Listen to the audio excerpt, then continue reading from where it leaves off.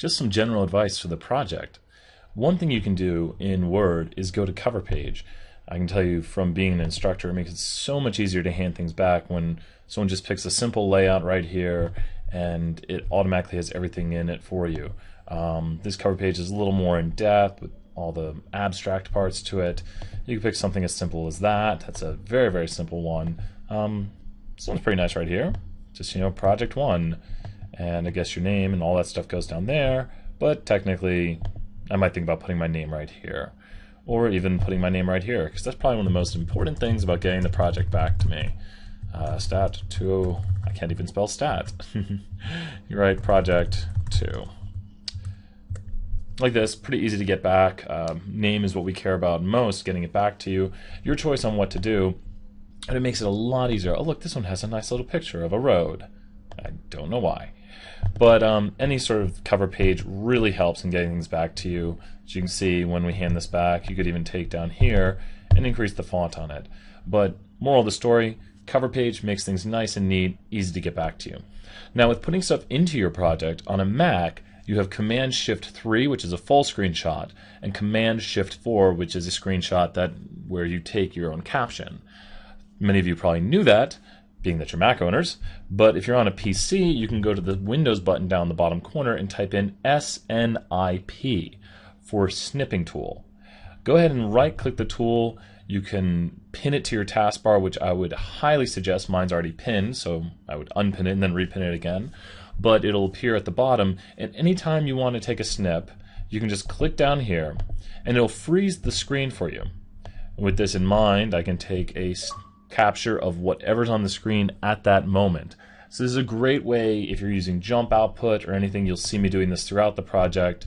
You can just take a snip of what's on the screen. It'll freeze the screen for you and take that picture, and all I have to do is hit that button down at the bottom and it'll freeze the screen for me. There we go. The screen is frozen and picture is taken.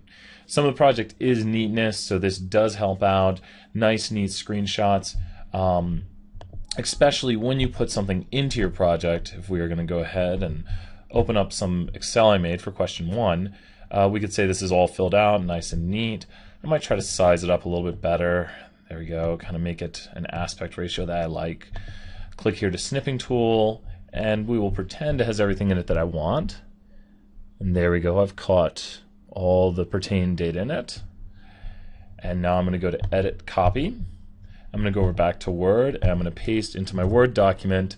There's tons and tons of tricks you can do in Word to make things nice and neat. We're going to size it. We can go ahead, and one trick I like to do is to insert a table. I'm going to insert a table not on the graphic itself, but let's say we insert it next to it. There are other ways of doing this, but if I put the graphic inside the table like this, it gives me a nice space to kind of talk beside it. And my graph that's about small as I'd want to get it. So I can write things next to it, yada, yada, and give it a description over here on the side. So tables can really help. If you don't like that your table has all this coloring to it, if you select the table, I don't even think I need to select everything in the table. I can just go to borders. So just being right here, and actually it is by the cell, I was correct. So by the cell I'm in, it's actually removing the borders. So if you select the whole table, we could bring back the borders now like this, or remove the borders here. This is under the table layouts. Make sure I did all that kind of quickly, but these little tricks are things that can make your project look really nice.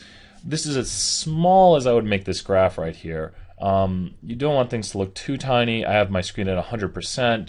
So someone would be realistically able to read this. If I didn't have too much to say, I might go ahead and expand this out more.